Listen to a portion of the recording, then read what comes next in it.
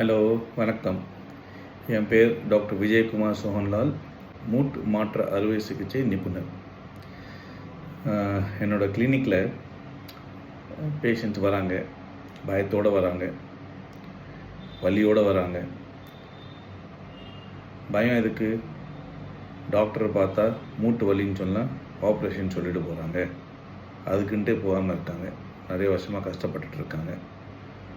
அப்புறம் அக்கம் பக்கத்தில் நீ ரீப்ளேஸ்மெண்ட் பண்ணிக்கினாங்க, அவங்கெல்லாம் கஷ்டப்பட்டுட்டு இருக்காங்க.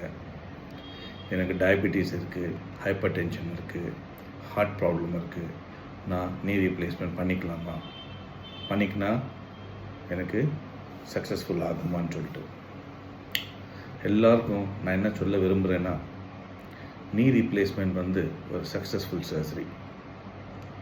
வேர்ல்டுலேயே 3.6 மில்லியன் பீப்புள் நீ ரீப்ளேஸ்மெண்ட் பண்ணிக்கிறாங்க.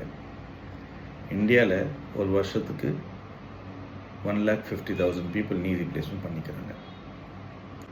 பயம் இருக்கணும், ஆனால் அதுக்குன்ட்டு இவ்வளோ பயந்துட்டு லைஃப்பில் கஷ்டப்படக்கூடாது. ரைட்டு பாத் கண்டுபிடிச்சிட்டு அந்த பாத்தில் நடக்கணும். ரைட்டு பாதை எது? எப்படி பண்ணலான்னா, எல்லாருக்கும் என்னோடய கிளினிக்கில் வரவங்களுக்கு நான் சொல்கிறது என்னென்னா, என்னோடய அம்மா பிரியாணி நல்லா பண்ணுவாங்க, ஆனால் என்னோடய பிரியாணி நல்லா பண்ண மாட்டாங்க. அதுக்குன்ட்டு பிரியாணி நல்லா இல்லைன்னு சொல்ல முடியாது, பண்ணுறவங்க சரியில்லை. அதே மாதிரி தான் நீ ரீப்ளேஸ்மெண்ட்டும் நீங்கள் யார்கிட்ட பண்ணிக்கிறீங்களோ அவரை பற்றி, அந்த டாக்டரை பற்றி நல்லா விசாரிச்சுட்டு நல்லா பண்ணுறாரா இல்லையான்னு சொல்லிட்டு தேர்ந்தெடுத்துட்டு அதுக்கப்புறம் நீங்கள் நீ ரீப்ளேஸ்மெண்ட் பண்ணிக்கோங்க. It's a very very successful surgery. வலியோட கஷ்டப்பட வேண்டாம். அதே மாதிரி ரத்த கொதிப்பு, சர்க்கரை வியாதி, ஹார்ட் ப்ராப்ளம் இதெல்லாம் இருக்கிறவங்களுக்கு முதல்ல ரத்தம் டெஸ்ட் எல்லாம் பரிசோதனை பண்ணிவிட்டு மயக்கம் டாக்டர்லாம் பார்த்துட்டு சர்ஜரிக்கு ஃபிட்டாக இருந்தீங்கன்னா தயவு செய்து நீ ரீப்ளேஸ்மெண்ட் பண்ணிக்கோங்க.